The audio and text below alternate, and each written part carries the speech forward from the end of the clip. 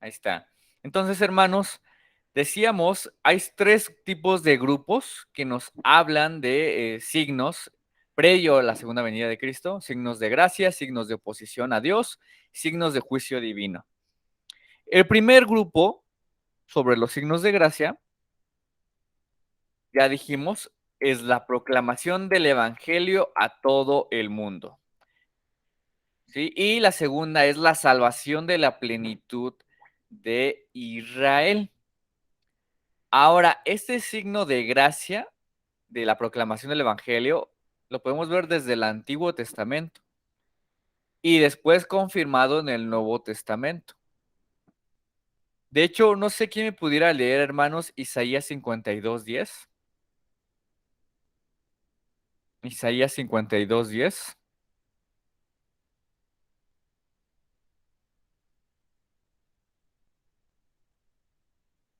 Yo lo leo.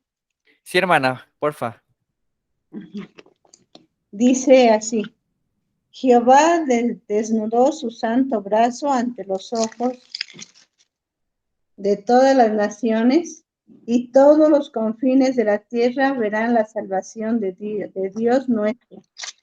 Ok, ahí ya vemos, hermanos, que desde Isaías, también ahí Joel anuncia el derramamiento del Espíritu Santo, donde también están incluidas las naciones.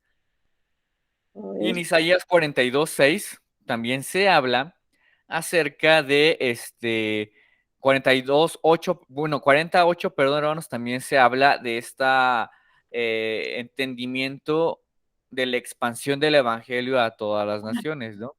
Isaías 40, lo voy a leer también, Isaías 48, dice en la nueva versión internacional: la hierba se seca y la flor se marchita, pero palabra de nuestro Dios permanece para siempre.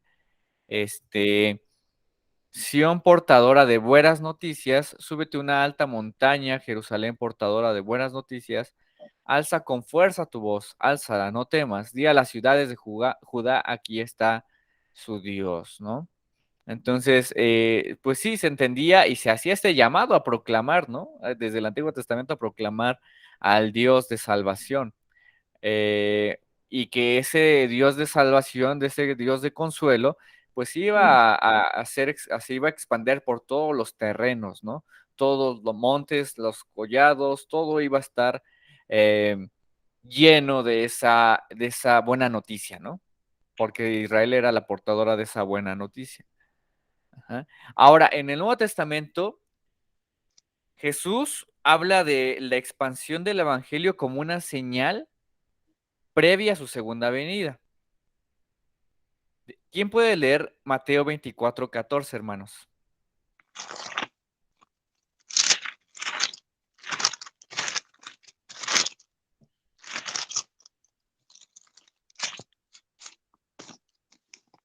Mateo 24:14. ¿Lo leo? Sí, hermano, por favor. 24:14. Sí. Dice así la palabra del Señor. Y será predicado este evangelio del reino en todo el mundo, para testimonio a todas las naciones, y entonces vendrá el fin. Ah, ok, ¿ya vieron? Mateo 24:14 nos habla de cómo esta predicación se va a expandir a todas las naciones y después de esto dice, vendrá el fin. Y Marcos 13:10, yo se los voy a leer, hermanos, también pues retomando el mensaje de Mateo, el evangelista Marcos también habla de eso, ¿no? Dice Marcos 13:10, pero primero tendrá que predicarse el evangelio a todas las naciones, ¿no? Entonces, vemos, hermanos, que Jesús tomaba como la predicación del evangelio una señal que nos va a mostrar que el reino de Dios ya, o bueno, la segunda venida de Cristo está cerca, ¿no? Así Ahora, es. ¿cuándo podremos decir que esta señal se ha cumplido? ¿Cómo sabremos que esta señal se ha cumplido, hermanos?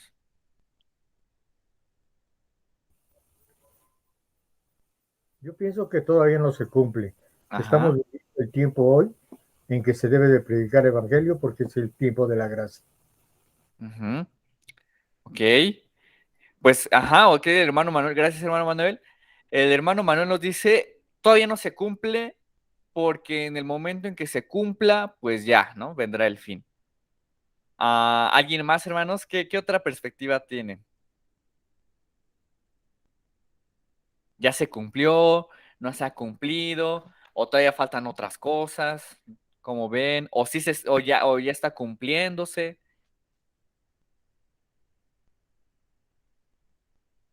Bueno, hermanos, la verdad es que nosotros no vamos a saber cuándo se va a cumplir esto. Exactamente. ¿Sí? Nadie puede saber decir, este ya se cumplió Ujú. completamente. De que se está cumpliendo, se está cumpliendo. Pero de que ya se cumplió, pues solamente hasta que venga Cristo diríamos ya, ¿no? Ya se expandió el evangelio a todas las naciones. Ahora, esta señal, hermanos, más allá de hacer un cálculo de cuándo viene Cristo, nos llama a una responsabilidad.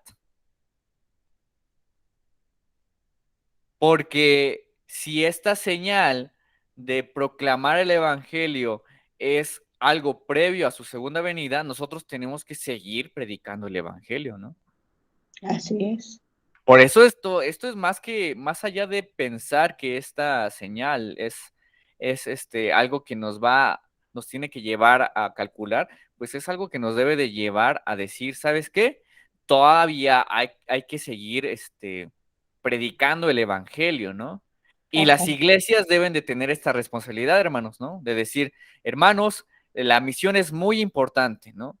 Y la iglesia, porque ¿qué creen, hermanos? La realidad es que las iglesias, ¿saben cuánto a veces invierten en la predicación del evangelio, en misiones, en misioneros, de todos Eso de sus no, recursos? no me Puede ser pasa. lo máximo es el 10% de todos sus recursos, hermano.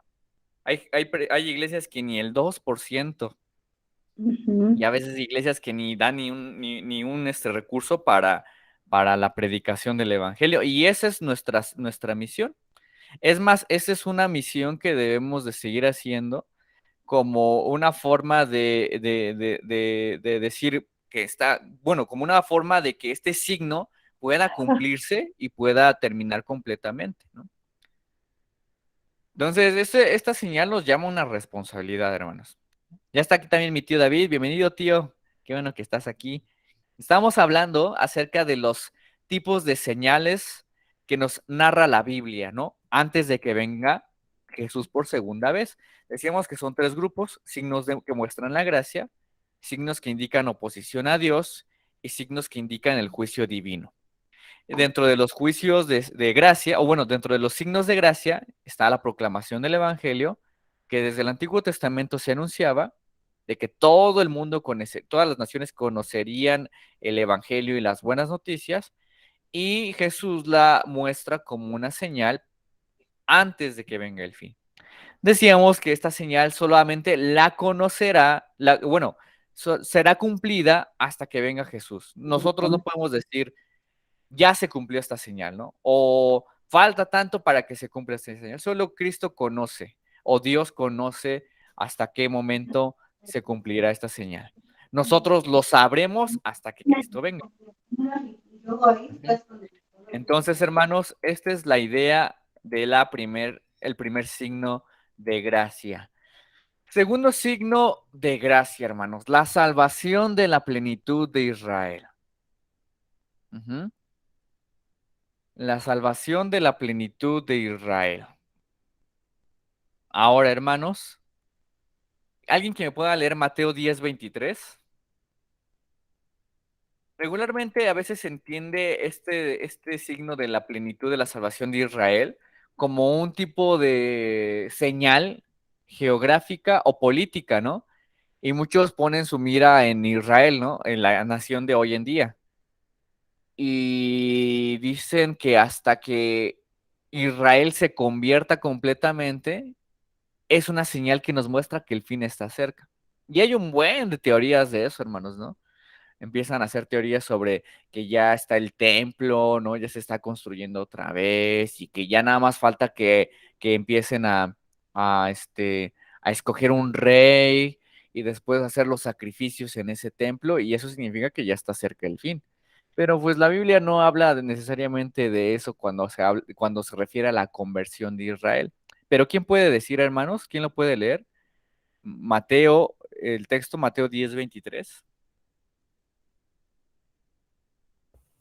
A ver, dice así: cuando os persigan en esta ciudad, huid a la otra, porque de cierto os digo que no acabaréis de recorrer todas las ciudades de Israel antes de que venga el Hijo del Hombre.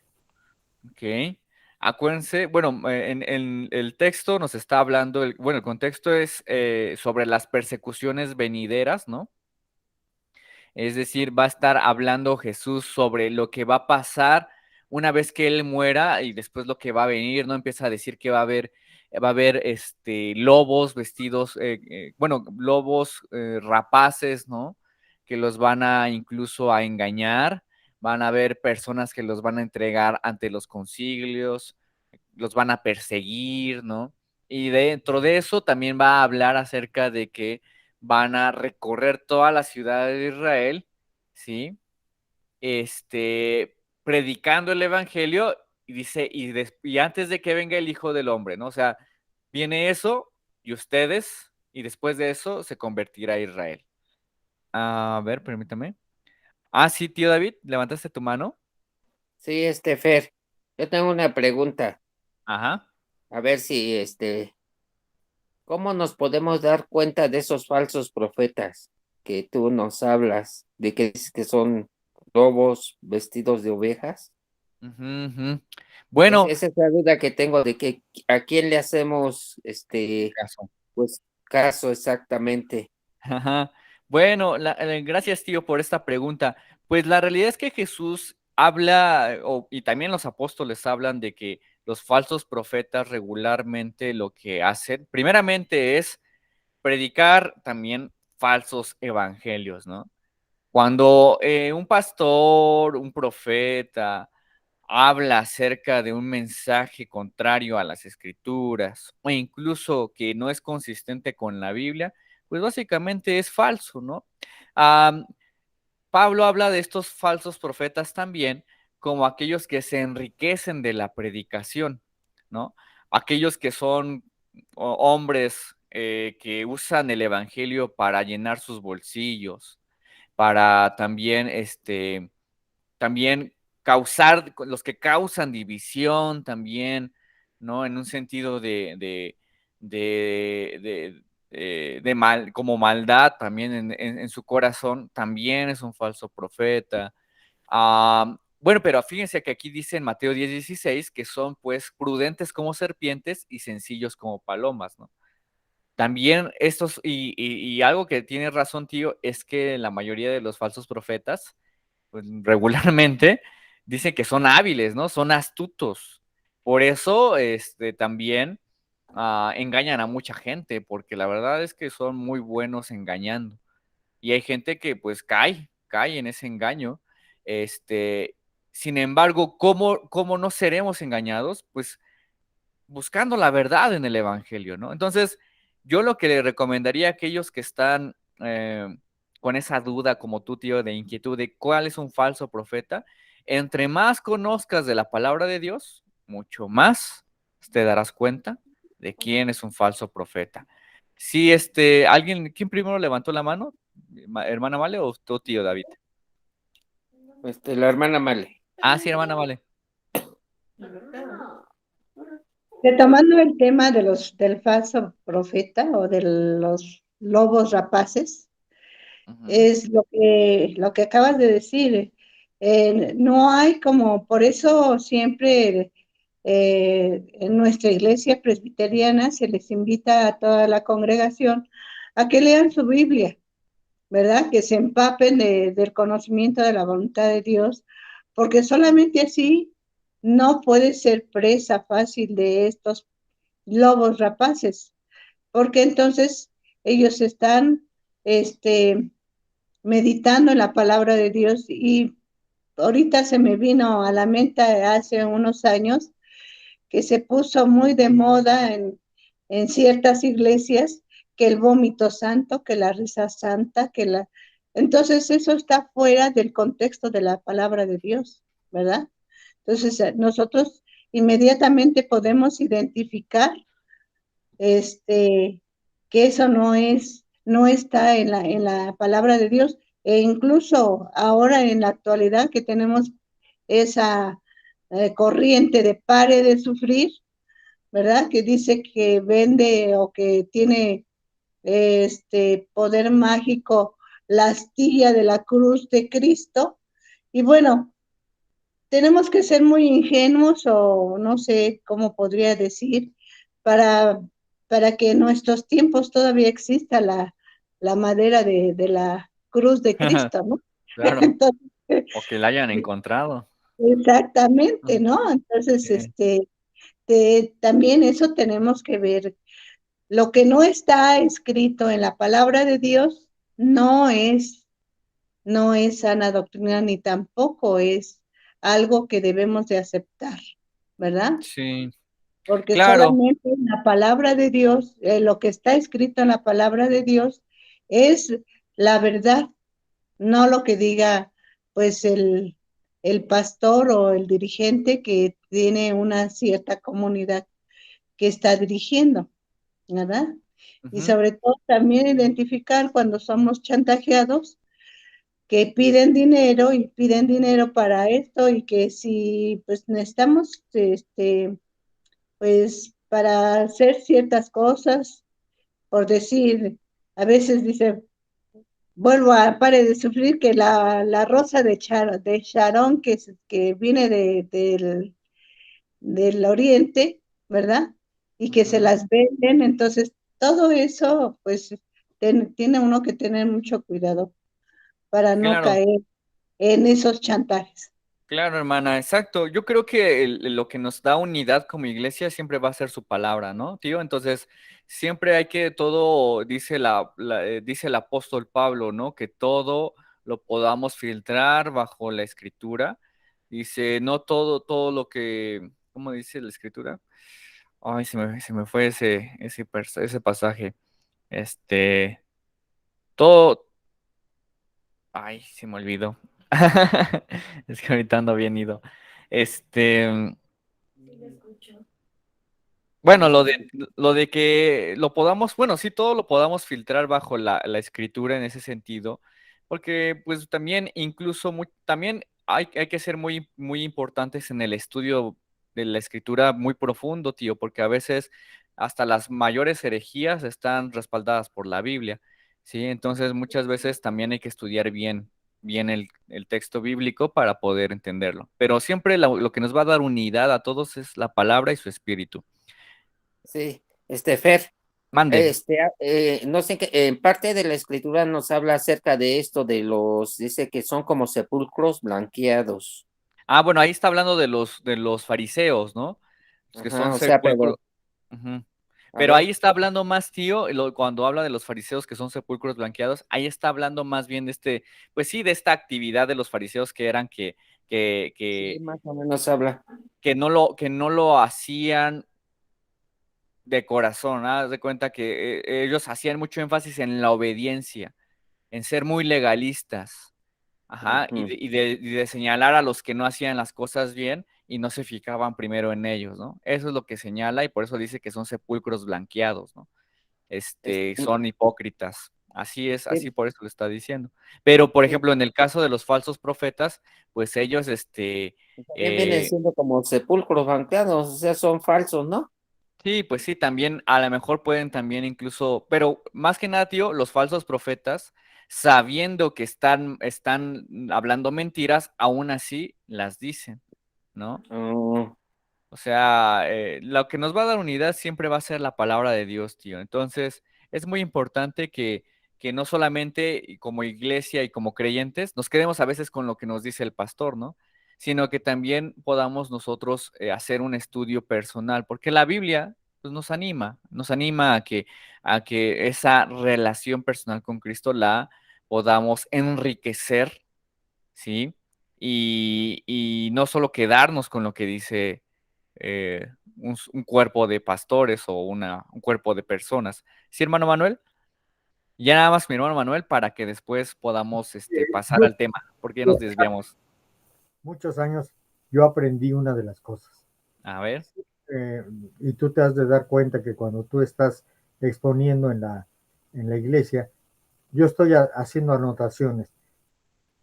¿Por qué? Porque yo llego y veo esos pasajes que tú has mencionado. O sea, aquí nos damos cuenta verdaderamente quién es un falso profeta o falso predicador, ¿sí? Porque realmente, como tú dices, pueden tomar un versículo bíblico y con eso hacen un tema grandioso, como lo mencionaba la hermana Male, de pare de sufrir, y con eso hay prosperidad, y no es cierto. El Señor no dijo que si creyéremos en Jesucristo vamos a tener todo, no es cierto, porque la Biblia no lo respalda. Y es bueno llegar y volver a retomar el tema que se haya escuchado a base de la palabra del Señor. Entonces, Claro. para mí la escritura es como si fuera una coladera. Vas a discernir lo que está bueno y lo que está falso va a quedar arriba, ¿no?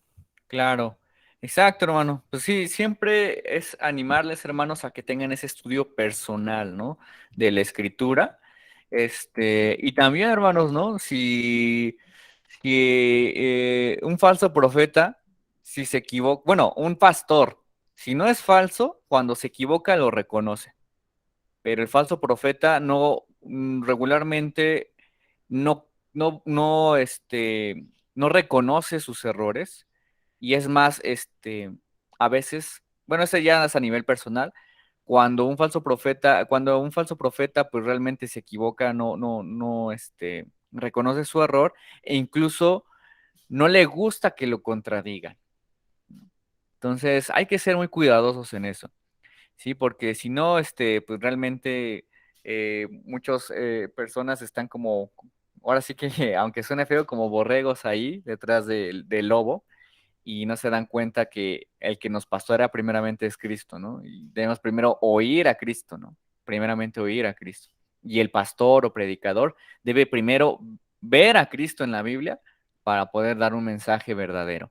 Pero bueno, vamos a pasar, hermanos, al tema de la salvación de la plenitud de Israel, si no nos estamos desviando. Y decíamos, hermanos, que la salvación de Israel se pone como señal de que va previa a la segunda venida de Cristo. En Mateo 10:23 decíamos que ahí dice, ¿no? Que van a estar recorriendo las ciudades de Israel antes de que venga el Hijo del Hombre. ¿Sí? Sin embargo, hermanos, aquí lo que se está refiriendo a persecuciones venideras, pues sí se está refiriendo más bien a los primeros cristianos, ¿no? Acuérdense que los primeros cristianos vivieron persecuciones del mismo Israel. Uh-huh. Y pues estuvieron recorriendo Israel, Judea y hasta lo último de la tierra. Pero hay otro pasaje que Pablo habla como una señal de que Israel se convertirá y después vendrá el fin, que es en Romanos 11:25. Se los voy a leer. Romanos 11:25. Dice, porque no quiero, hermanos, que ignoréis este misterio, para que no seáis arrogantes en cuanto a vosotros mismos, que ha acontecido a Israel endurecimiento en parte hasta que haya entrado la plenitud de los gentiles. Y luego todo Israel será salvo. Como está escrito, vendrá de Sión el libertador, que apartará de Jacob la impiedad. Y hasta está retomando una profecía del Antiguo Testamento, ¿no? Entonces, ahora, este texto, hermanos, regularmente se usa para definir lo siguiente. Miren, regularmente se piensa esto, ¿no? Está la segunda venida de Cristo, viene este arrebatamiento y después viene la gran tribulación y en esa gran tribulación también está la conversión de Israel, ¿no? Hablando, como les digo, que se entiende a Israel como un grupo político, es decir, la nación de Israel que ahorita está allá en Medio Oriente, que estos se van a convertir, ¿sí? Y después ya vendrá como la venida de Cristo, ¿no? Aquí hablan de una tercera venida. Pero la realidad, hermanos, es que este texto no está hablando de eso. De hecho, en el original, la traducción sería la siguiente. Bueno, el texto en la Reina Valera habla y dice, y entonces todo Israel será salvo. Pero el término griego entonces sería mejor traducido de esta manera. Cuando esto suceda, todo Israel será salvo. Entonces, hermanos, podemos interpretar que el que todo Israel sea salvo no es consecuencia. A ver, vamos a leer otra vez el texto porque aquí está hablando de que Israel se va a endurecer y después cuando vengan la plenitud de los gentiles, pues empezará a ver esta predicación en Israel para que sea salvo. Pero más bien lo que está aquí diciendo es que esta señal se cumple cuando los gentiles e Israel empiezan a creer. Ujú. La predicación a Israel y la predicación a los gentiles, cuando se da al mismo tiempo, es la consecuencia de que todo Israel sea salvo. De manera que Israel se está refiriendo no solo a un término político, sino se está refiriendo a también los gentiles. Entonces, hermanos, así es como se entiende, ¿no? El primero se entiende que se entiende que entre la primera venida de Cristo y su segunda venida de Cristo, los gentiles creen. Y cuando creen los gentiles, después de eso, todo Israel será salvo, ¿no? Es decir, ya empieza la conversión en Israel. Pero no, nosotros debemos de entenderlo así. Entre su primera venida y segunda venida están los creyentes creyendo, bueno, los creyentes gentiles creyendo, y al mismo tiempo entre su primera y segunda venida se está convirtiendo Israel. Es decir, tanto judíos como gentiles están creyendo entre la primera y segunda venida de Cristo. A eso se refiere con la conversión de Israel. ¿Sí, hermano Manuel? Tengo una duda. Si Ujú. puedes pasar tu imagen anterior, pones a Cristo por las nubes, ¿no? Ajá. A ver. Y pones segunda venida de Y, Cristo y luego el arrebatamiento. O sea, ahí no se puede, creo yo, a lo mejor estoy mal, creo yo que la segunda venida del Señor es, no es en los cielos, es hasta que Él venga a la tierra, porque primero es el arrebatamiento de la iglesia, ¿sí? Que nos encontraremos con el Señor en el cielo o en las nubes, y eso ujú, no se considera una segunda venida. ujú. No sé si esté yo mal, pero yo entiendo que primero es el arrebatamiento y hasta después de que pasen los 7 años de tribulación, entonces vendrá el Señor. Ujú. Ok. Fíjese, hermano, que usted está acudiendo a una perspectiva que se entiende como el dispensacionalismo. Déjenme aquí ahorita, a ver si tengo aquí los modelos. Espérenme tantito.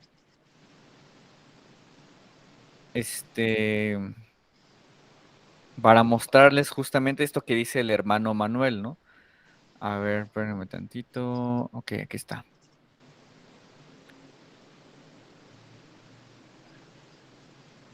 Que esto lo vamos a ver mayor detalle después. Ujú. Pero esta perspectiva que usted dice, hermano, es el premileniarismo dispensacional, ¿no? Donde se entiende, a ver, los voy a poner así, se los voy a poner aquí en la pantalla para que lo entiendan mejor. Aunque sí es un poco largo este tema, lo vamos a ver después, hermanos, ¿no? Si quedan dudas, no se preocupen, lo vamos a ver con mayor entendimiento después. Ok.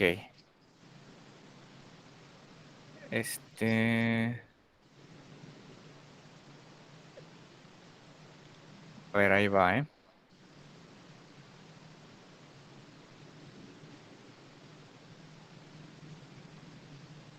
Ok, el premileniarismo dispensacional, hermano, ese es el que usted está diciendo, ¿no? Donde se entiende que, bueno, está aquí la era de la iglesia, ¿no? Donde está la cruz. Después hay como aquí dice rapture, que significa pues arrebatamiento, ¿no? Y es como que se sube la iglesia que entiende que se sube y empieza después, Cristo desciende, como dice, se encuentran en los cielos y en eso empieza, una vez del arrebatamiento, los 7 años de tribulación, ¿no? Y el reinado del anticristo también. Después de eso, desciende, perdón, más bien, la iglesia regresa, ajá, para la batalla del Armagedón y la destrucción del anticristo. Y y bueno, en este milenio empieza también, ay, ¿qué pasó? Ahí en este milenio es donde empieza los 1000 años de paz, que se dice la Biblia. Después termina el milenio y empieza la destrucción de Satanás, ¿no? Y después viene el juicio. Ahora, hermano, nosotros como cristianos reformados no creemos en esto porque, primeramente, cuando la Biblia habla de pues, estos 7 años de tribulación, hay que entenderlos que solamente quienes hablan de estos 7 años es el libro de Daniel. Y el libro de Daniel, hermanos, realmente no quiere hablar de esos 7 años de tribulación. El número 7, acuérdense, el número 7 el número 7, más allá de querer hablar perdón, el número 7 tiene un número más simbólico, ¿no? Sí. Y de hecho, hasta se hace una teoría, ¿no? De que estos 7 años son como 3 años y medio de pretribulación, después 3 años y medio antes de la ira y después la post-tribulación, que es lo que viene del milenio, ¿no? La verdad, hermano, es que esta perspectiva, este punto de vista del tiempo del arrebatamiento, pues no es algo que quiere defender la Biblia en Daniel. En Daniel se está hablando más bien de esos 7 años como un entendimiento de ¿cómo decirlo? De esos reyes que en ese momento estaban, de los reyes en Israel que estaban en ese momento reinando, ¿no? No lo habla como en un sentido de antes de la segunda venida de Cristo. Ahora, el arrebatamiento, hermanos, los vamos a ver mucho después. Pero lo que tiene muy en claro es que quieren interpretar las profecías de forma literal, ¿no? Y nosotros entendemos que hay que primeramente interpretar la palabra de Dios, no necesariamente en una cuestión literalista cuando se habla de los símbolos. Hay que ver lo que dice la escritura en su contexto, ¿no, hermanos? Pero hermano, lo vamos a ver después, pero desde ahorita le anticipo que esta parte del arrebatamiento, voy a volver a poner la diapositiva. A ver.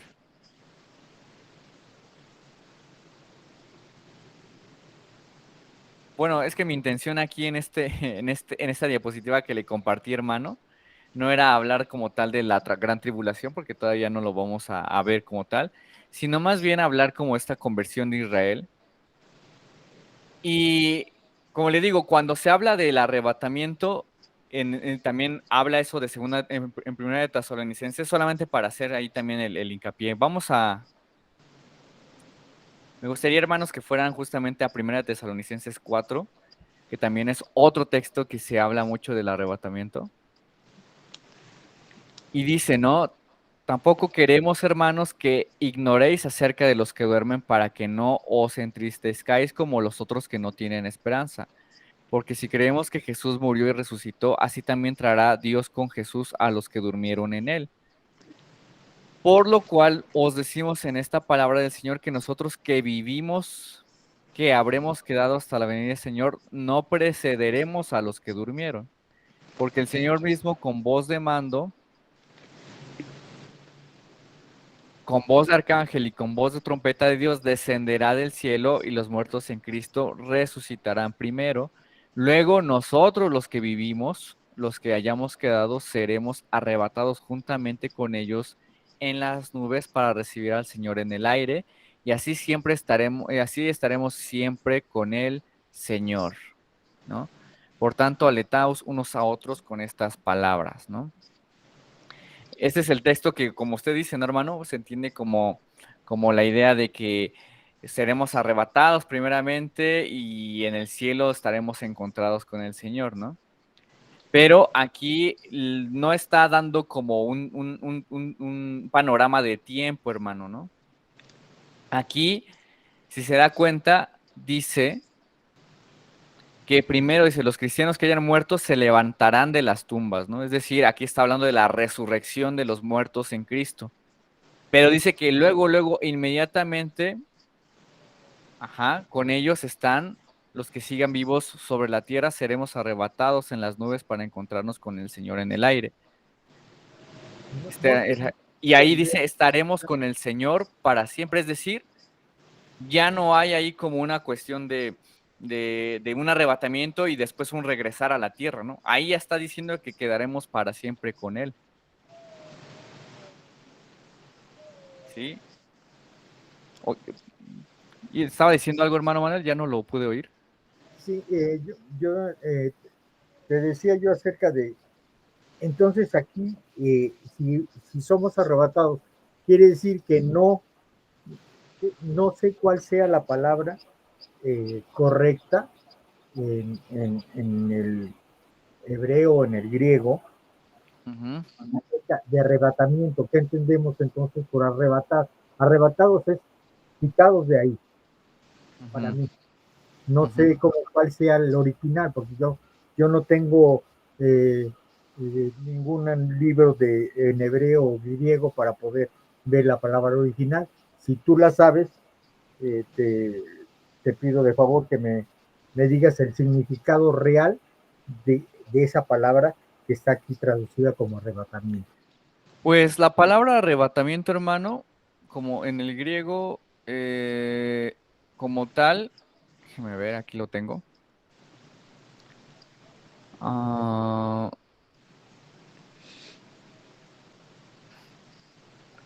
Es harpazo, ¿no?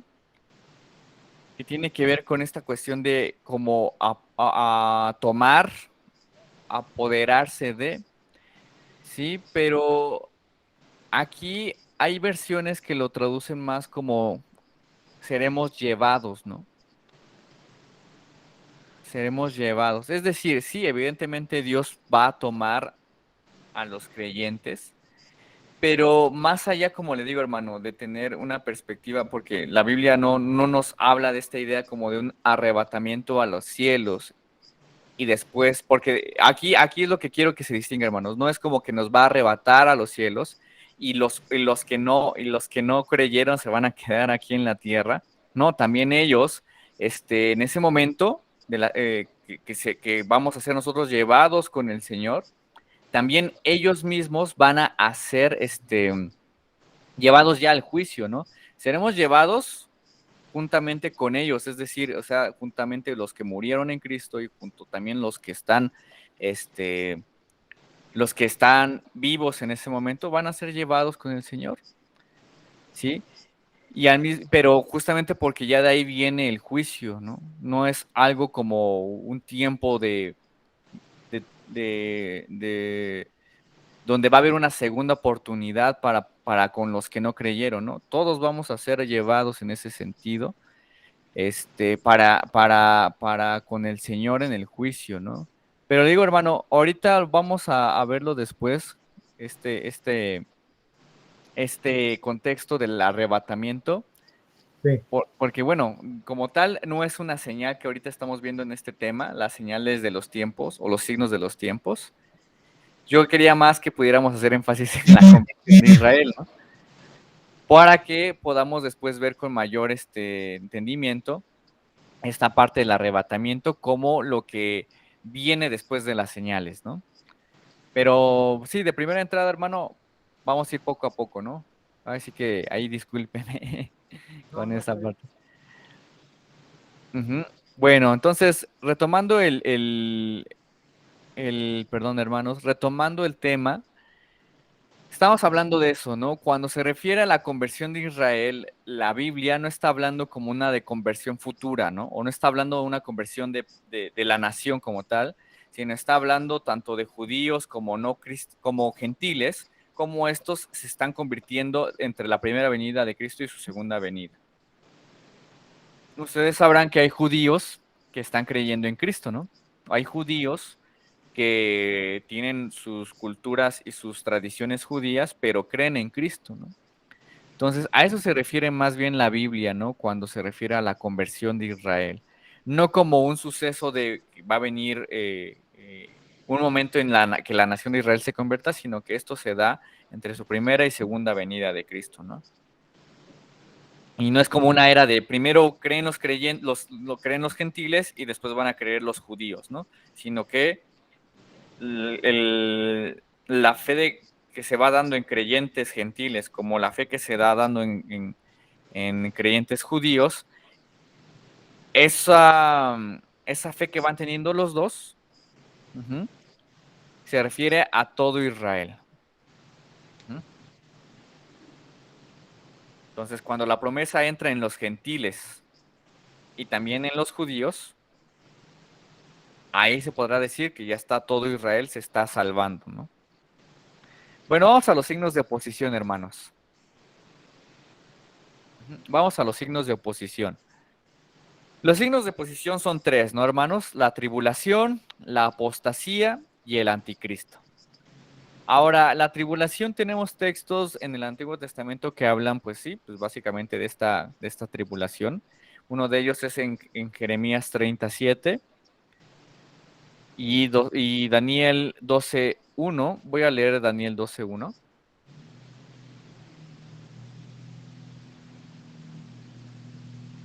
Dice, en ese momento aparecerá Miguel, el gran ángel protector que defiende a tu pueblo. Será un momento angustioso, un momento como no ha habido otro desde que existen las naciones.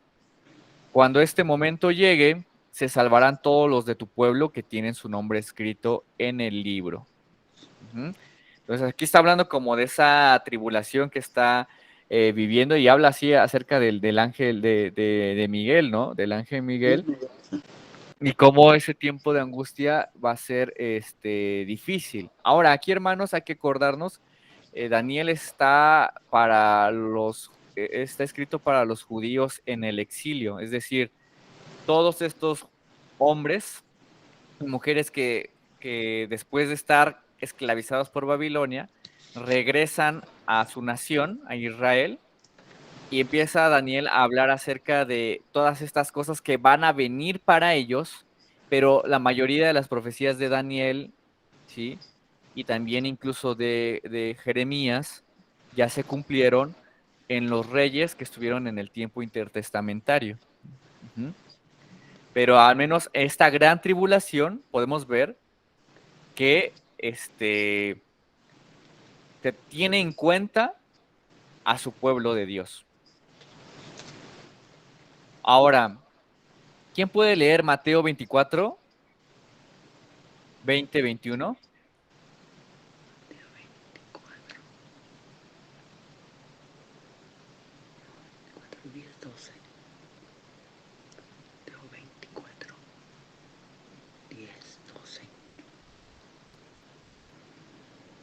Mateo 24, 20, 21, hermanos. Ahí habla esta gran tribulación. ¿Sí, hermana Vale? Sí, yo lo leo. Es Ah, 20-21, ¿verdad?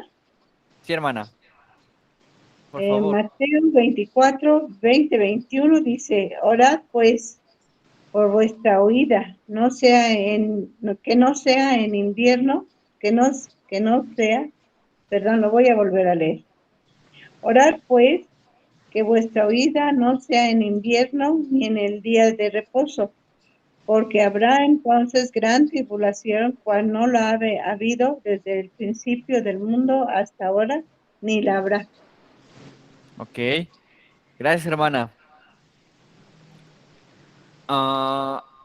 Aquí podemos ver, hermanos, que la gran tribulación también es una forma de, o esta tribulación que dice la Biblia es una señal antes del fin, ¿no? Y le está diciendo que no sea en invierno ni día de reposo, ¿no? Porque habrá una gran tribulación. Sí, también Lucas habla de esto, Marcos habla de esta gran tribulación, pero si se dan cuenta, no está exceptuando a los cristianos o está exceptuando a los creyentes que están alrededor, ¿sí? Ellos están siendo parte de esa gran tribulación. Ujú. Entonces, hermanos, podemos decir que la gran tribulación no es algo que la iglesia no va a recibir. Nosotros sabemos que como iglesia estamos ya en esa tribulación. Ujú. Dice que ahora, ¿cómo entender esta parte de la tribulación, hermanos? Porque ustedes dirán, bueno, hermanos, sí, yo creo que estamos en una tribulación todos los días, ¿no? Hay cosas que están pasando en el mundo que son malas, ¿no? Que nos afectan. Pero aquí está hablando como una gran tribulación que no ha habido, ¿no? Desde el principio del mundo. Es decir, parece que el texto está diciendo que antes de la venida de Cristo va a haber una tribulación mayor que todas las demás, ¿no? ¿Cómo explicaremos eso? ¿Sí, tío? ¿No lo estaremos ya viviendo, la gran tribulación, con esto de la pandemia, de las cosas que están pasando, pero cosas que no se habían visto antes? Porque hace muchísimo, no sé cuándo fue la última pandemia que se registró, pero ya tenía yo creo que años, ¿no? Creo que, no sé, la peste negra y todo eso que fueron como pandemias que costaron muchas vidas, hasta apenas en este siglo XXI que estamos viviendo esta nueva pandemia, o a lo mejor estoy mal. Ok. Gracias, tío. Sí, mi tío dice, pues no estaremos ya viviéndola porque ya empezaron cosas feas, pero dice mi tío, pero también ha habido, ahorita que lo pienso, ha habido siempre pandemias, ¿no? Y hasta pandemias más fuertes que esta que estamos viviendo, por ejemplo, el sufrimiento, las hambres, ¿no? Pero también ha habido hambres más fuertes que la que estamos viviendo, como cuando fueron la Primera o la Segunda Guerra Mundial, ¿no? Entonces, ¿a qué nos referiremos con esto? Bueno, hermanos, aquí, para entender este texto de la gran tribulación, pues primero hay que verlo a través de toda la Biblia. La Biblia habla de que tendremos siempre tribulación, ¿no?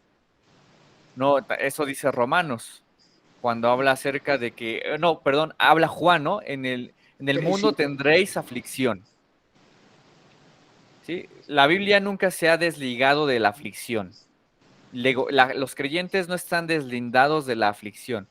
Pero lo que sí podemos decir es que previo a su segunda venida va a haber una aflicción o una tribulación más grande que otras que sí van a venir, que otras que estamos experimentando. Ahorita vamos a ver cómo estas señales de signos de oposición se van a estar, la Biblia los menciona que se está presentando entre la primera y segunda venida de Cristo, pero va a haber una que se va a intensificar y va a representar esto que está diciendo Jesucristo. Ahora, ¿cómo sabemos que estamos en esa gran tribulación? Nunca lo vamos a hacer hasta que Jesús venga. ¿Sí? Entonces, podemos decir, hermanos, que esta señal la estamos viviendo, pero al mismo tiempo todavía no. Como el ya, pero todavía no. Ya porque hay distintas aflicciones que estamos viviendo, pero todavía no, porque a esta que está marcando Jesús todavía no pasa. O todavía no sabemos si está pasando, ¿no? ¿Cuándo sabremos que se está presentando? Hasta que Cristo nos lo revele. ¿Alguna duda de esto, hermanos? ¿Sí me entendieron? ¿O sí está medio confundido? 21.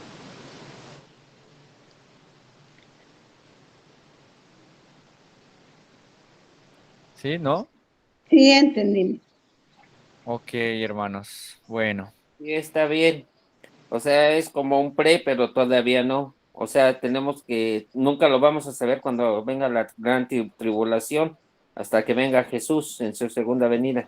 Ujú. Exacto. Sí, sí, así es, ¿no? Entonces, es importante esto, hermanos, ¿no? Porque regularmente, como les digo, se entiende que esta gran tribulación se habla como en un sentido de que la iglesia no lo va a recibir, ¿no? Hay perspectivas escatológicas que hablan de que, por ejemplo, hay perspectivas como el premileniarismo dispensacional, que como dice que los cristianos van a ser arrebatados y después viene el tiempo de la tribulación. Pero no, hermanos, ya vemos que incluso Jesús le dice, pidan que en esta gran tribulación no sea en tiempos donde tengan invierno o en sábado, cosas así como cuando estamos muy tranquilos, ¿no? Muy pasivos, ¿no? Sino que nos está animando a los cristianos a que estemos preparados para todo tipo de tribulación, ¿no? Lucas. Ahora, la apostasía, hermanos. La apostasía. 5. 21. ¿Cómo entendemos la apostasía? Debemos también de entenderla igual, hermanos. Bueno, antes, ¿qué es la apostasía, hermanos? 5:36. ¿O qué es la apostasía? Alguien que ha creído en Cristo y luego lo niega. Ajá, exacto, hermano. Alguien que ha creído en Cristo y luego después lo rechaza, ¿no? No puede ser apóstata una persona que no ha creído en Ujú. Cristo. Sí, sí, sí. Sí, no, eso es lo importante, ¿no? Porque un apóstata regularmente Es 12. hasta podría haber presentado elementos de conversión, ¿no? Muy superficiales, a lo mejor hay una persona que fue a la iglesia y estuvo ahí hasta cantando y todo, y después se aleja y reniega de su fe. Ese sería una forma de apostatar. Ahora, desde los tiempos de Jesús ya había apostasía, hermanos. Esto lo dice Mateo. Mateo 24:24 dice así. Porque se levantarán falsos cristos, falsos profetas y harán grandes señales y prodigios, de tal manera que engañarán, si fuere posible, aún a los escogidos. Ya os los he dicho antes. Y Mateo 24:10 y 12 también habla de que estaban ya esos, ¿no? Dice, muchos tropezarán entonces y se entregarán unos a otros y otros se aborrecerán. Y muchos profetas se levantarán y engañarán a muchos. Y dice, y por haber multiplicado la maldad, el amor de muchos se enfriará. Dice, más el que persevere hasta el fin, ese será salvo. Ujú. Entonces, Significa es que la algo. salvación, Ajá, perdón, sí, hermano. lo que estás mencionando significa entonces que la salvación se pierde. No, no, no, no. No, eso también sería ir en contra de la revelación bíblica, ¿no? La salvación no se pierde, pero lo que está aquí diciendo Jesús es que van a pasar por muchas, al menos a los que les está hablando en ese momento, van a pasar por tribulación. Van a pasar por momentos en donde van a ser perseguidos y va a haber momentos en donde quieran hacerles negar su fe, ¿no? Por miedo a no ser perseguidos y por miedo a no ser atribulados. Ese es el contexto, ¿no? Del pasaje, del discurso. Pero dice, pero los que permanezcan hasta el fin, esos evidentemente serán salvos, no en un sentido como de condicionar su salvación, sino más bien ahí se verá quiénes son verdaderos cristianos. A eso se refiere el texto, ¿no? ¿Sí, Esa tío? es la verdadera interpretación, que Ujú, muchas veces se interpreta mal, que dice ahí, ellos dicen, es que aquí dice que se pierde la salvación y en realidad no es lo que dice el texto. ujú. Sí, exacto, hermana. Y eso está desde hoy, desde los tiempos de Cristo hasta el tiempo del día de hoy. Sí, tío David, levantaste tu mano. Ah, tu micrófono, tío. ¿Qué va a pasar con los que sean engañados? ¿Serán condenados? Los que sean engañados, Sí, o sea, por los falsos profetas. ¿Serán pues, condenados? O sea, por eh, ejemplo, que ya crean en los anticristos, porque como comentábamos, no nada más va a haber un anticristo, sino se van a levantar muchos que van a ujú, decir yo soy el Cristo, pues y sí, muchos van a ser engañados. O sea, cuando uno estaba escuchando a la hermana Malena, y tiene ujú, razón, y tú también, porque decías, la simiente está en la palabra de Dios. Por eso es muy importante que nosotros leamos la Biblia y le demos, no sé, hay muchos que la interpretan de una forma, la palabra de Dios, y hay otros que la interpretan de otra forma. ujú, Entonces, esa es mi duda. ¿Cómo saber quién tiene la interpretación? Porque yo, por ejemplo, leemos un versículo y yo lo interpreto a mi forma, pero hay otros que lo pueden interpretar de otra forma. ujú. Entonces, muchos, por ejemplo, vamos a ser engañados. Entonces, los que somos, vamos a creer en falsas doctrinas, somos condenados. Por eso es que debemos leer la Biblia, pero Ujú, también saberla interpretar. Bueno, es ujú. lo que yo pienso. Sí, tío, exacto. Qué bueno que dices eso. No solamente es leerla, sino que también estudiarla de forma correcta, ¿no? Para eso es muy importante que podamos nosotros en la escuela dominical poder tener estudios bíblicos que nos enseñen a estudiar mejor nuestra Biblia, ¿no? Entonces, sí es muy importante poder invertir nuestro tiempo y en la iglesia animarnos a decirle al pastor que nos enseñe a estudiar nuestra propia Biblia, ¿no? Ahora, ¿qué pasa con esos que son engañados, ¿no? Pues bueno, el hecho de que alguien sea engañado, tío, no significa que también no sea responsable de que es engañado, ¿no? Por ejemplo, con Adán y Eva, pues también Eva dijo, es que fue la serpiente, me engañó, ¿no? Y aunque esa fue su excusa, no significaba que era inocente, ¿no?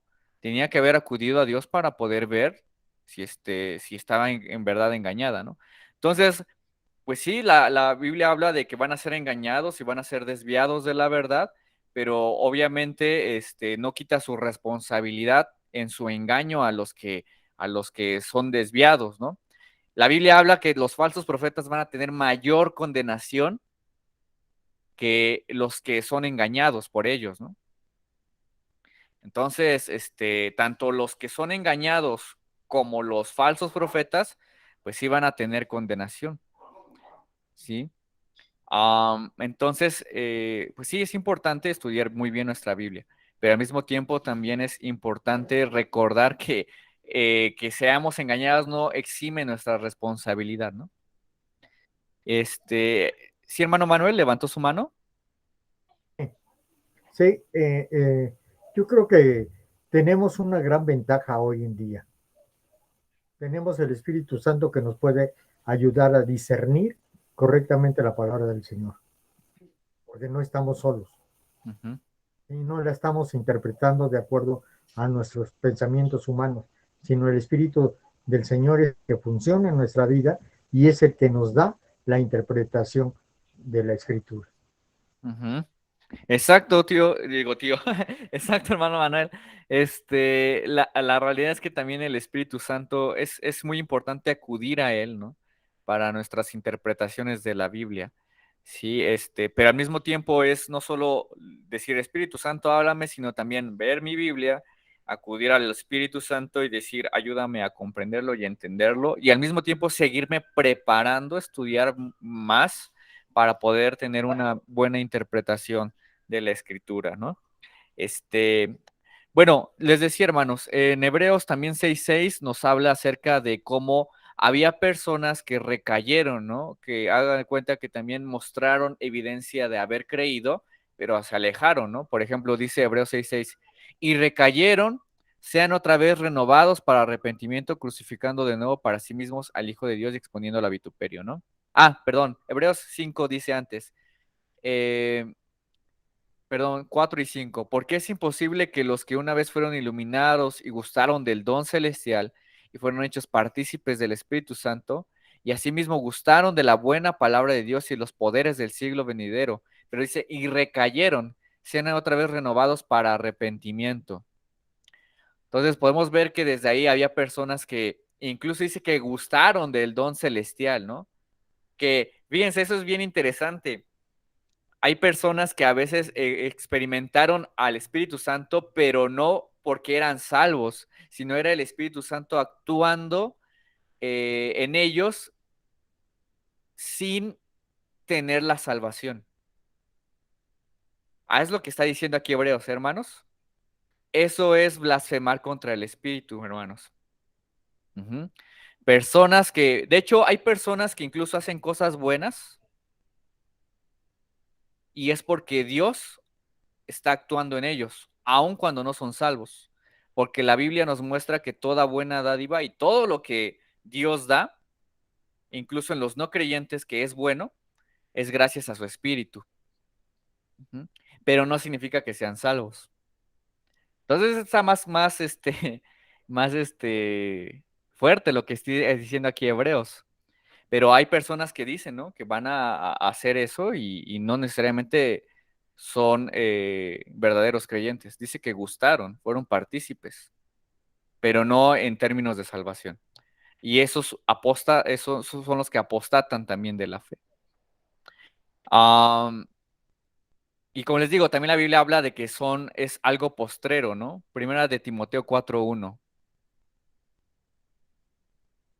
4:1 dice, pero el Espíritu dice claramente que en los postreros tiempos algunos apostatarán de la fe, escuchando espíritus y engañadores y a las doctrinas de demonios. ¿Sí? 3, 1 al 5 dice, si alguno, perdón, creo que era segunda, del 1 al 5.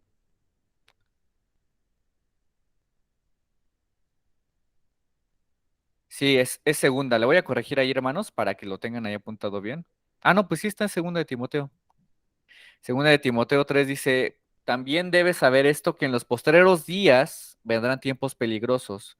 Habrán hombres amadores de sí mismos. Ya ves, tío, aquí preguntabas cómo son los falsos profetas. Mira, aquí dice, porque son amadores de sí mismos, avaros, vanagloriosos, soberbios, blasfemos, desobedientes a los padres, ingratos, impíos, sin afecto natural, implacables, calumniadores, intemperantes, crueles, aborrecedores de lo bueno, traidores, impetuosos, afatuosos, amadores de los deleites más que de Dios, que tendrán apariencia de piedad, pero negarán la eficacia de ella. A estos evita. ¿Mm?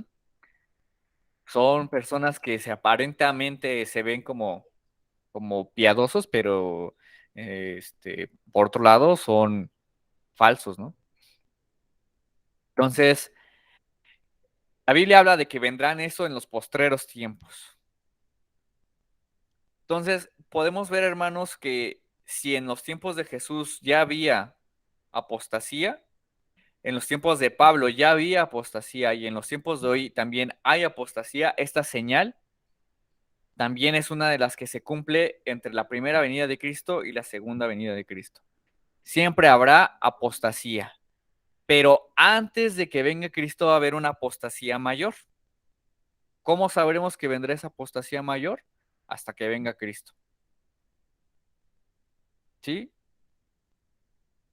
Como la primera, ¿no? ¿Cómo sabemos que estamos en una gran tribulación? Hasta que venga Cristo. Pero sí la Biblia señala, si se dan cuenta, que ya hay apostasía a lo largo del periodo entre su primera y segunda venida, pero previo antes del fin va a haber una apostasía grande. No sabemos cuándo iniciará ni cuándo terminará, solamente cuando Cristo venga. Ujú. Así es como deberíamos de interpretarlo. ¿Alguna duda de esto, hermanos, de la apostasía? Está todo claro. No, Ok, Fer, todo bien. ok. Ahora también el anticristo, hermanos. Esto es para terminar los signos de oposición. El anticristo ya lo hemos estudiado mucho, pero por ejemplo en el Antiguo Testamento se le ha caracterizado al anticristo como ese pequeño cuerno, ¿no? Dice la Biblia que es el pequeño cuerno en Daniel 7:25 y en el 11:31. Ahora, el pequeño cuerno, acuérdense, les digo, hay que interpretar las profecías de Daniel en el periodo intertestamentario. El pequeño cuerno se refiere a este rey que se llamaba Antíoco. Ese es el pequeño cuerno, Antíoco. El rey Antíoco, de acuerdo a las profecías de Daniel, es el que vino a Jerusalén, conquistó Israel. Eso no lo ven en la Biblia porque, como les digo, hay un periodo como de 400 años entre el Antiguo y el Nuevo Testamento, pero en donde sí dice eso es en Macabeos. Ujú.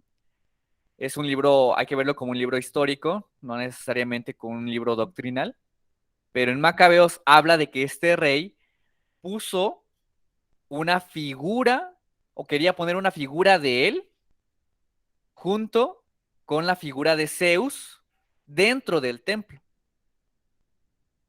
¿Sí? Está ahí registrado. A ese se refiere como el pequeño cuerno. Daniel 7, voy a leerles Daniel 7:25 para que vean eso, hermanos.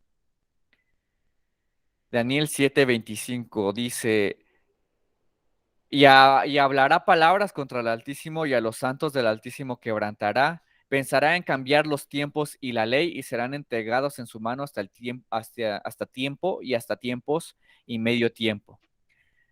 El rey Antíoco prohibió el sábado para los judíos. Por eso se refiere que cambiará los días. Ujú. Entonces, a eso se refiere el anticristo. Bueno, el pequeño cuerno que se está ahí registrando en el Daniel 7:25. Y también el que les decía del 11:35, donde dice que va a buscar adoración para él, ¿no? Dice, también algunos de los sabios caerán por ser depurados y limpiados y emblanquecidos hasta el tiempo determinado, porque aún esto hay plazo. Y el rey hará su voluntad y se ensorbecerá y se engrandecerá sobre todo Dios, y contra el Dios de dioses hablará, de los dioses hablará maravillas y prosperará hasta que sea consumada la ira, por lo determinado se cumplirá. ¿Mm? Entonces aquí habla de este rey que va a querer ser engrandecido y pues eso hizo Antíoco, ¿no? Ajá. Ah, también en el Nuevo Testamento, hermanos, habla de este anticristo como un periodo de abominación desoladora de su reinado y como también hay un anticristo, hay anticristos, ¿no? Lo que ya habíamos dicho antes, ¿no? Hay anticristos. Ujú. Primera de Juan 2:18, 22 del 4 al 3, y segunda de Juan 7. Ya habíamos dicho eso, que la Biblia habla de que hay muchos anticristos, ¿verdad, hermanos? Ahora, aquí hay algo interesante. Ya dijimos, ¿no? La Biblia habla en el Antiguo Testamento de Antíoco como el pequeño cuerno. Es como este anticristo que ha habido también ahí. En el Nuevo Testamento también habla de este hombre de abominación desoladora. Ah, perdón, ya no vimos Mateo 24 del 15 al 16. Ahí también dicen que se menciona al anticristo, ¿no? A ver, Mateo, ¿quién puede leer, hermanos? Mateo 24 del 15 al 16.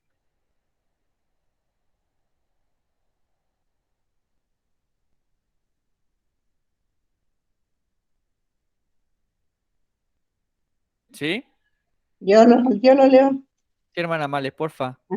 24, del 15 al 16. Ujú. Dice, por tanto, cuando veáis en el lugar santo la abominación desoladora de que habló el profeta Daniel, el que lee, entienda. Entonces los que estén en Judea huyan a los montes. Ujú. Entonces, fíjense, ahí está diciendo, ¿no? Cuando vean a en el lugar santo esta abominación desoladora, dice que lo que vieron lo que ven lo que dijo el profeta Daniel, ¿no? De hecho, ahí se está refiriendo a lo que decía Daniel. Dice, y por otra semana confirmará el pacto con muchos, a la mitad de la semana hará cesar el sacrificio y la ofrenda, después con la muchedumbre de las abominaciones vendrá el desolador, hasta que venga la consumación y lo que está determinado se derrame sobre el desolador. Se levantarán en su parte tropas que profanarán el santuario y la fortaleza y quitarán el continuo sacrificio y pondrán la abominación desoladora. Daniel 12:11, y desde el tiempo que se ha quitado el continuo sacrificio hasta la abominación desoladora, habrá 1290 días. Ya vimos que cuando se habla en el Antiguo Testamento se está refiriendo a Antíoco. Ahora, cuando aquí se refiere al Nuevo Testamento, ¿a quién se refiere? ¿Cómo? Se está refiriendo al rey, no, perdón, al rey no, al general Tito. Ujú. El general Tito, general romano, que destruyó Jerusalén en el año 70 después de Cristo. Ujú. A ese se refiere Mateo 24:15 al 16. Ujú. Entonces, hermanos, sí entendemos ahí cuando ya vemos cómo en cada pasaje se puede entender al anticristo de esta forma. En el Antiguo Testamento es Antíoco, en el Nuevo Testamento aquí en este texto es Tito, el general Tito. En los otros textos donde hablamos de anticristos son los que están en contra de Cristo, ¿no? Todos estos también como hombres que son personificaciones de lo contrario a Jesús, ¿no? Y hay muchos anticristos, ¿no? A lo largo del tiempo. Y el hombre de pecado, este es el que es interesante. Ajá. ¿A qué se referirá el hombre de pecado, hermanos? Segunda de Tesalonicenses 2. Del 1 al 12. El hombre de pecado. Algunos dicen que ese es el anticristo, la personificación de un hombre político del anticristo. Este no lo hemos visto, hermanos, este no lo hemos visto. Y dice en segunda de Tesalonicenses. Sí, es segunda de Tesalonicenses 1 al Es 12. 1 al 12. Fíjense, esto es bien interesante porque el hombre de pecado que aquí se menciona, usa 12 versículos para describirlo, ¿no? Pero ¿quién es el hombre de pecado, no? Fíjense, dice en el versículo número 3, nadie os engañe en ninguna manera, porque no vendrá sin que antes venga la apostasía y se manifieste el hombre de pecado, el hijo de De perdición. perdición. Ujú. Ujú. Podemos decir, hermanos, que nosotros como reformados, ya dijimos, el anticristo es una figura que se presenta a lo largo de la era, pero va a haber un anticristo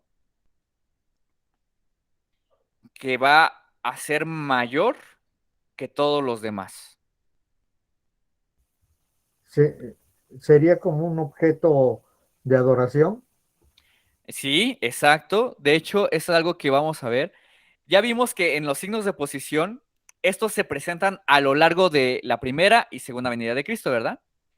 Pero al final se va a intensificar cada señal.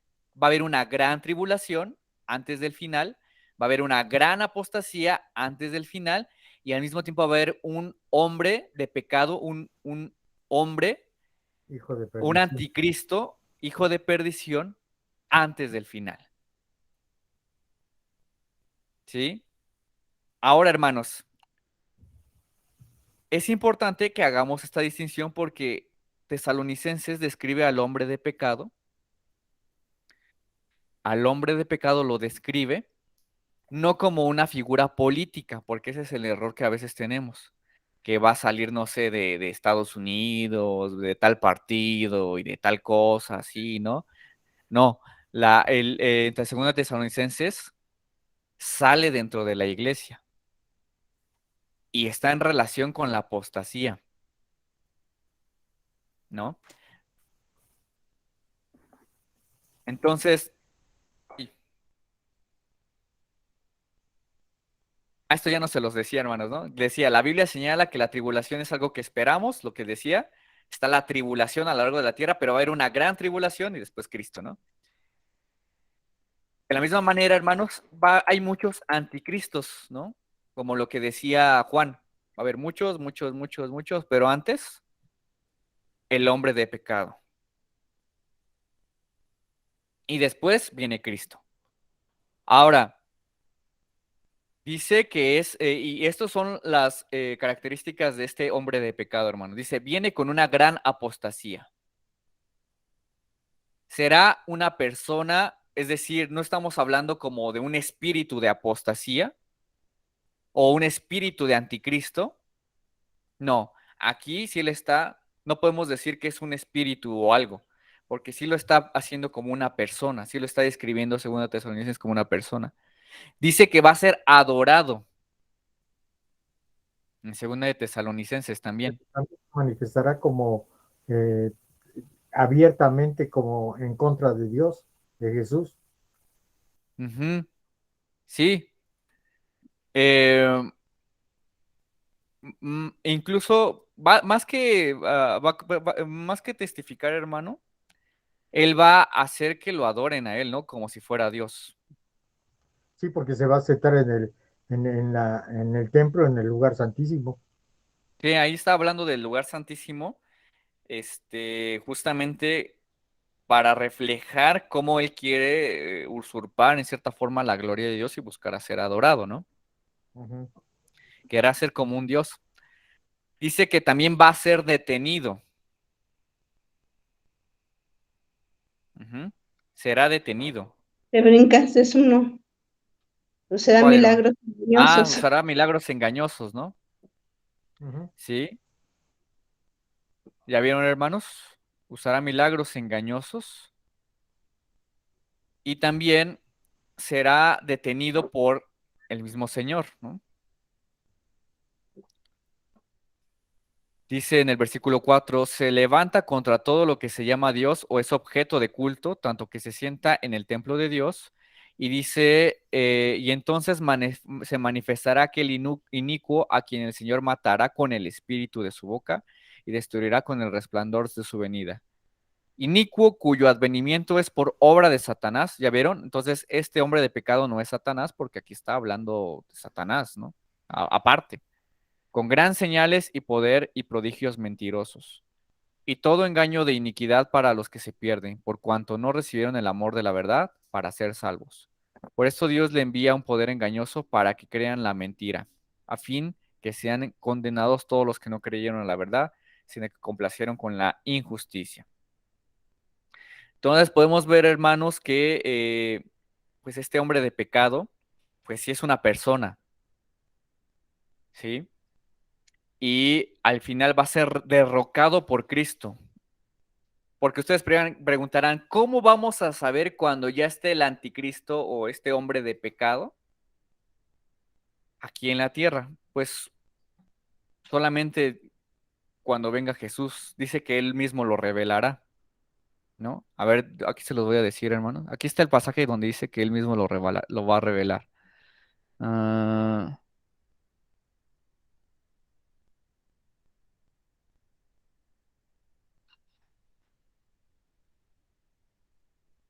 dice en el versículo, ¿no? En el versículo número...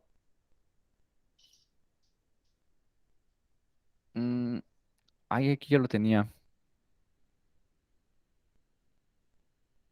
Dice, se manifestará aquel inicuo, ¿no?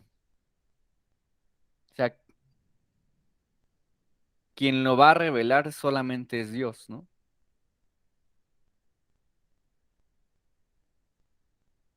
Entonces, podemos ver, hermanos, es una persona, según este texto. 8. ¿Mandé? Según En el persona. versículo 8. Ujú. Se manifestará aquel inicuo a quien el Señor matará con el espíritu de su boca. Y dice, y destruirá con el resplandor de su venida. Es decir, hasta su segunda venida se sabrá quién es este hombre de pecado, ¿no?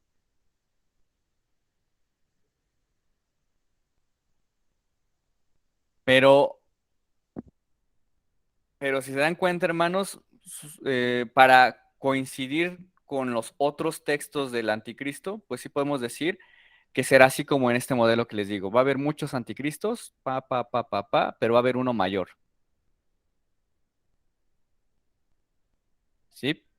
¿Aquí alguna duda de esto, hermano, del anticristo? La idea no es que pensemos o que estemos viendo quién es el anticristo, ¿no? Si ya está el anticristo, ¿no? Pues no, porque nadie lo va a saber, ¿no? Sino más bien estar preparados, ¿no? Ante todas estas señales de oposición. Bueno, hermanos, ya vamos a acabar porque si eran varias señales, les digo. Ya son los signos de juicio. Ujú. Esto que habla de las guerras, los terremotos, las hambres. Pues estas señales como tal, pues la pueden ver en Mateo 24 de 6 al 8. ¿Cómo se va a hablar de estas guerras que va a haber antes de que venga Cristo? Mateo 24 del 6 al 8 dice que se levantarán falsos cristos, falsos profetas y harán grandes señales y prodigios.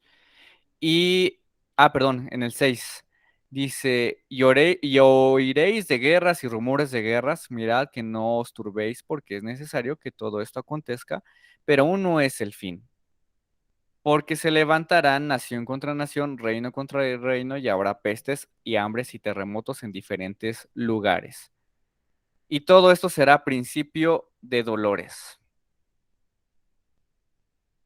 ¿Sí? Ahora, esta hay que hacer una aclaración, hermanos. Todo lo que tiene que ver con guerras, rumores de guerras, ¿sí? Como tal, sí son cosas que vienen antes del fin, ¿sí? Pero es muy importante porque dice, pero aún no es el fin. Es decir, que ocurran no significa que el fin ya está cerca. Es decir, van a seguir estando entre su primera y segunda venida. ¿Sí? Ahora, los terremotos. También se hablaba de los terremotos en el Antiguo Testamento en Jueces como un acto de juicio. Ujú. Pero al menos en el texto de Mateo, también lo podemos ver como estas cosas, ¿no? Son como principios de dolores, ¿no? Acuérdense que, ¿por qué tiembla? ¿Por qué pasa esto de nación contra nación? ¿Por qué pasa esto de hambres? Porque estamos en un mundo que está bajo maldición, ¿sí? Y de hecho, eh, la palabra de principios de dolores lo anuncia también Pablo, ¿no? Habla Pablo de que el mundo gime a uno solo y con principios de dolores, ¿no? Como una mujer cuando está embarazada y está a punto de dar a luz.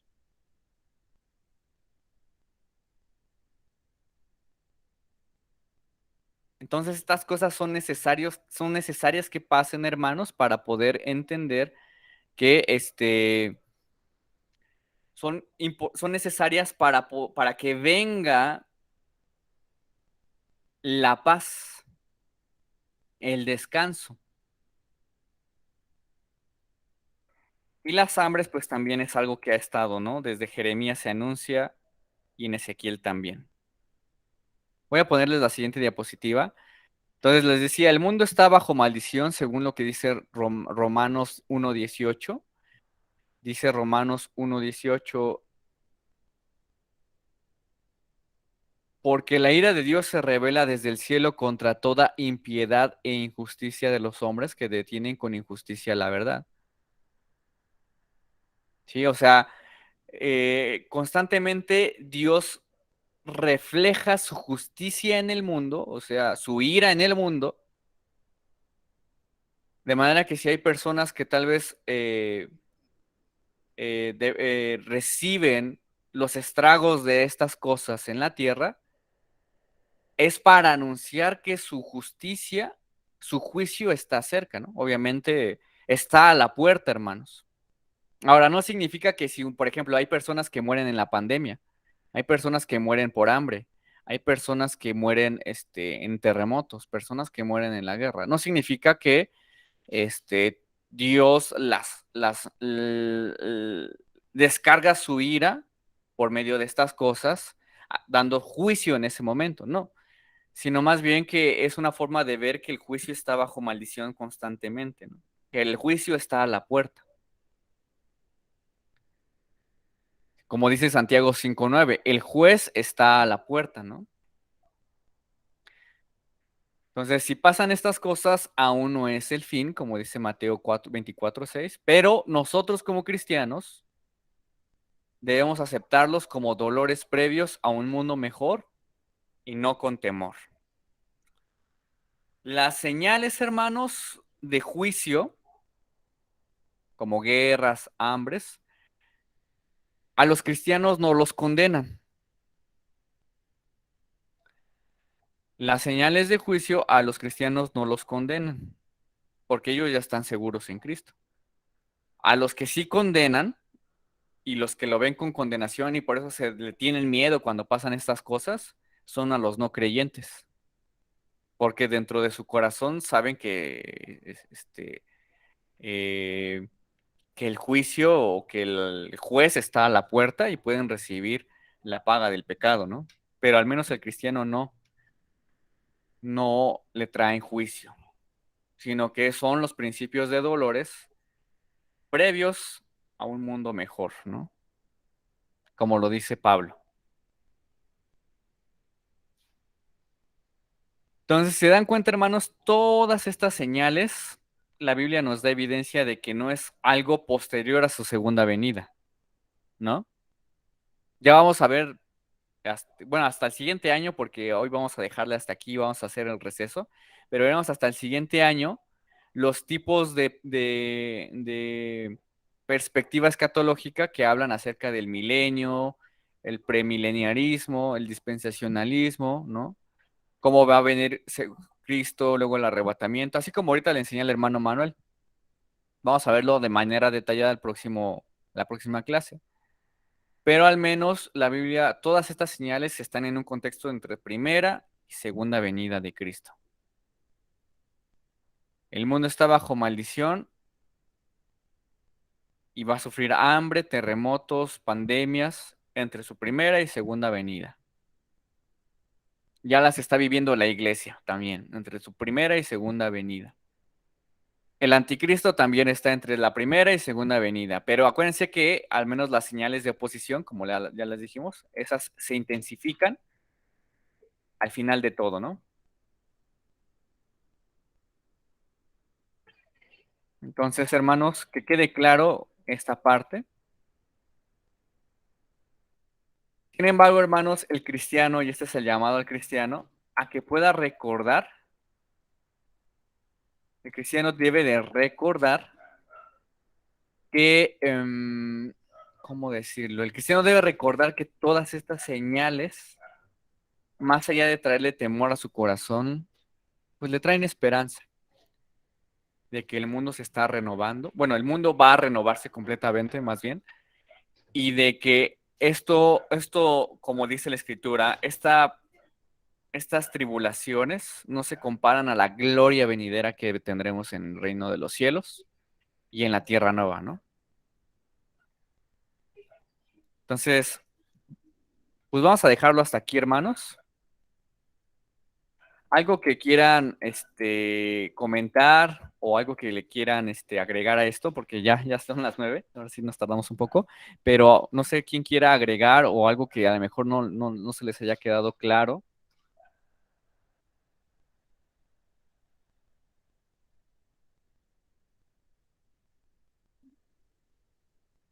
No, ¿No, Fer, hermanos? está bien. Sí, no, todo bien, tío. Sí. Perfecto, bueno. Entonces, a ver, ¿quién me puede decir los tres tipos o los tres grupos de señales que vimos ahorita?